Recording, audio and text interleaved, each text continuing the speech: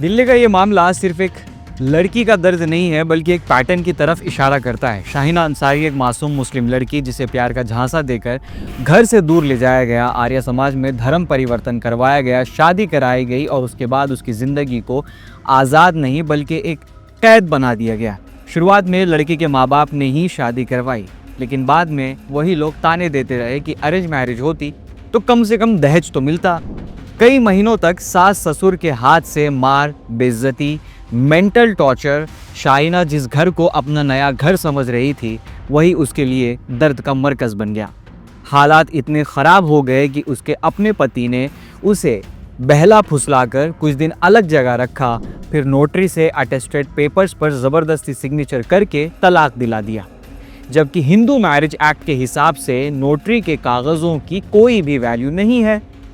अगर तलाक चाहिए तो हिंदू मैरिज एक्ट के तहत अदालत में जाके तलाक लेना पड़ेगा। शाहीना बार बार पुलिस के पास गई मगर पुलिस ने हर दफ़ा उसके आरोपियों का साथ दिया। एडवोकेट जितेंद्र कुमार ने Delhi up to date news को बताया कि जब वो एसएचओ के पास गए तो वहाँ शाहीना इंसाफ की भीख मांग रही थी। उस वक्त उसका पति भी मौजूद था, लेकिन पुलिस ने केस इन्वेस्टिगेट करने के बजाय उस बुज़दिल आदमी को थाने से रवाना कर दिया। एडवोकेट ने जब इस मामले में आवाज़ उठाई तो एसएचओ ने उन्हें और उनकी साथी महिला वकील को बार काउंसिल से सस्पेंड करने की धमकी दे दी। आप सोचिए, धर्म परिवर्तन के चलते माँ बाप पहले ही साथ छोड़ चुके हैं, सास ससुर ने दहेज के लिए पीटा, पति ने प्यार का नाटक करके तलाक दे दिया और अब पुलिस भी दर्द को और गहरा कर रही है। आज शाहीना जीटीबी हॉस्पिटल में लाचार पड़ी हुई है। उसने सुसाइड तक अटेम्प्ट किया है इन तमाम हालात के चलते, और पूरा प्रशासन एक रिलीजियस बयास के साथ इस मामले को ढीला कर रहा है। और ये कोई नया वाकया नहीं है। इस पैटर्न को हमने उत्तर प्रदेश में अमरीन के केस में भी देखा है, जो हाल फिलहाल का मामला है। अमरीन जिसके 2 बच्चे थे, जिसके पति की मौत हो चुकी थी, फेसबुक पर अविनाश यादव से मुलाकात हुई, दोनों ने कोर्ट मैरिज कर ली। उसने सोचा कि ज़िंदगी का एक नया सहारा मिल गया है, मगर शादी के बाद अविनाश ने उसे पीटा, धोखा दिया और 2 करोड़ रुपए लेकर भाग गया अपनी पहली बीवी के साथ। अमरीन अकेली रह गई, ना घर ना सहारा। जब वो शक्तिनगर पुलिस स्टेशन गई तो वहाँ भी मामला दर्ज तक नहीं किया गया। इंसानियत तो दूर, उसकी बात सुनने तक का सब्र नहीं दिखाया गया। अमरीन ने जब जनता दरबार में रो रो कर सीएम योगी को बताया, तभी उसकी पुकार किसी तरह ऊपर तक पहुँची। लेकिन जैसे ही कंप्लेंट की जा रही हो, अगर वही सिस्टम बयास से भरा हुआ हो तो इंसाफ कहाँ से मिलेगा। मतलब सीएम योगी के पास इन तमाम हालत का रोना ऐसा ही है जैसे जहर की शिकायत सांप से करना।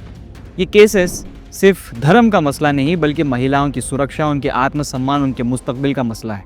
ऐसे वाक़यात जब भी सामने आते हैं, माँ बाप अपनी बेटियों की पढ़ाई रोकने लगते हैं, जल्दी शादी करने लगते हैं, कहते हैं बाहर मत जाओ, कॉलेज मत जाओ। ये घटनाएं कई और लड़कियों की ज़िंदगी का फैसला भी बदल देती हैं। ऊपर से एक तरफ हिजाब पर सवाल उठ रहे हैं, दूसरी तरफ मुस्लिम लड़कियों के लिए अमन और इंसाफ की राह अब भी तंग होती जा रही है। तब जब मरकज़ी हुकूमत खुद ही एक कागज़ की तरह कटे देने को तैयार हो तो फिर इन बेचारी लड़कियों की आवाज़ कहाँ सुनी जाएगी।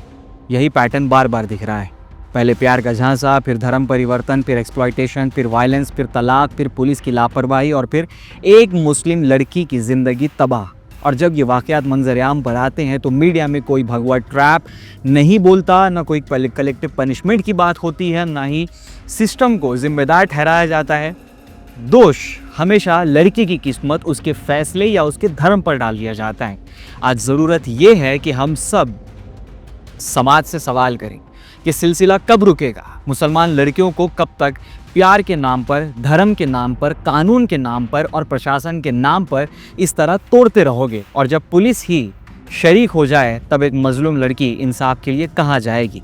जब तक हम इस पैटर्न को पहचान कर उसके खिलाफ आवाज़ नहीं उठाएंगे तब तक शाहीना और अमरीन जैसी कहानियाँ दूसरों की नहीं, हर घर की कहानी बन जाएंगी।